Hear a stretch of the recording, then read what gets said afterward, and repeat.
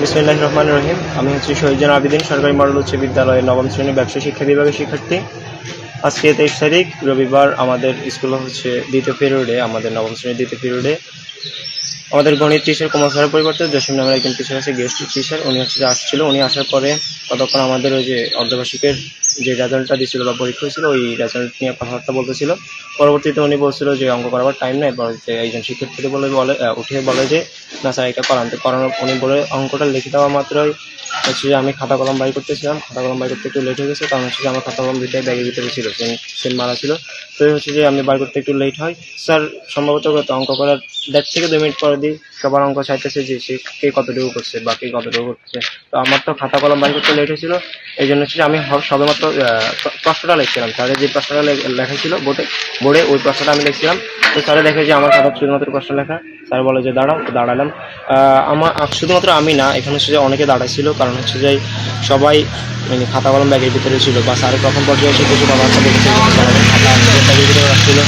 তো ওই স্যার সব কয়েকজনে দাঁড় করাইছিল, প্রায় 5 থেকে 7 টেবিল হচ্ছে যে এই কলাপানগুলো এখনও করতে পারে না। তো এরপরে পরবর্তীতে ক্লাসে সবাই পারছিল। অঙ্কটা খুব সহজ ছিল, আমিও করছিলাম। আমার দাঁড় করিয়ে দেওয়ার পরে আমি দাঁড়ানো অবস্থায় অঙ্কটা করছিলাম আর কি। তো পরবর্তীতে স্যার হচ্ছে যে সবার থেকে দেখে যে আছে বোর্ডের সামনে এসে বলতেছে যে যারা অঙ্কটা পারে নাই তারা হচ্ছে যে পড়ালেখা পারে না, এগুলো পড়ালেখা খামাখা করে, এই ধরনের কথাবার্তা বলতেছিল। তো আমি বলছিলাম যে স্যার এখন আসলে এখানে তো এমন কিছু না, আমার খাতা কলম বাই করতে লেট হয়ে গেছে, এই জন্য এরকম হয়তো সময় লাগছে আর কি। স্যার উঠি বলে যে আমার টিচারের সাথে তর্ক বিতর্ক করস, উঠি দাঁড়া। এরপরে দাঁড়ায় আমার কি ও উঠি দাঁড়ানো অবস্থায় ছিলাম। স্যার বলতেছিল যে সবাই যদি 2টা করে মার খায় তুই খাবি 3টা।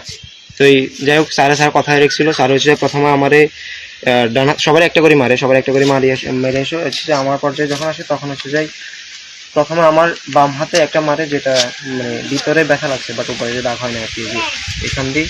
আর এর পরবর্তীতে হচ্ছে যে ডান হাতে মারে, ওনার যত শক্তি ছিল তত শক্তি এই আঙ্গুল দুইটার মাঝখানে এসে যে এখান পর্যন্ত আসছিল। তো পরবর্তীতে আমি তো বসে গেছি, বসে যাওয়ার পরে স্যার সবারই পিড়ি। এরপর আবার আসছে হচ্ছে যে বোর্ডের সামনে এসে বলতেছে যে ফলাফল কত স্পর্ধা, জসিম স্যারকে চেনে না, তারা পাশা থেরাপি চেনে, এ তো পাশা থেরাপি চেনে না, এ তো ক্লাস 8 এখানে পড়ে নাই। আমি বলতেছিলাম যে স্যার আসলে এমন তো কিছু হয় না, আমি তো স্যার আপনাকে বলছি শুধুমাত্র আমার খাতা কলম বাই করতে লেট গেছে।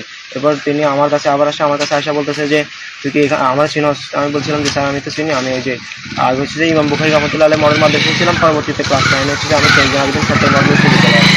তো মানে আমার সাথে হচ্ছে স্যারের সাথে ক্লাস 6-7 ইমাম বুখারীতে স্যার শিক্ষকতা করছিল, ওই সময় দেখা হয়েছিল। পরবর্তীতে 8-এ হচ্ছে যে আমি তো শহীদ পড়ালেখা করি না, উনি 8-এ শহীদ পড়ালেখা করেছিলেন। পলাপান্ডে নাকি উনি পাশা থেরাপি দিতেন বা হচ্ছে যে পলাপান্ডের রুকুর মতন একটা অবস্থায় নিয়ে মারতেন আর কি, যেটা আসলে খুবই অন্যরকম আর কি। টিচারদের দ্বারা এগুলো হওয়া খুবই অস্বাভাবিক ব্যাপার। তো উনি আমার এগুলো বলতেছে। তো এরপর আমি বললাম যে স্যার দেখেন আমি তো কিছু বলি নাই।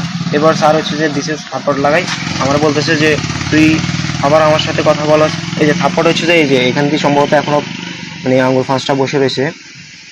ওখানে তো প্রায় 4 ঘন্টার মতন হয়ে গেছে, এই জন্য হয়তো এত স্পষ্ট দাগ নেই আর কি। যদি আরো আগে করতাম তাহলে আরো বেশি দাগ হইতো। তো এইগুলো আর কি। স্যার হচ্ছে এরপরে বলতেছে যে আমি জসিমউদ্দিন তোরে আমার চিনছি বেটা, তোরে এন করতে পারি ত্যান করতে পারি, আমি পলাবান্ডের ফাঁসা থেরাপি দিই, এইগুলো আর কি।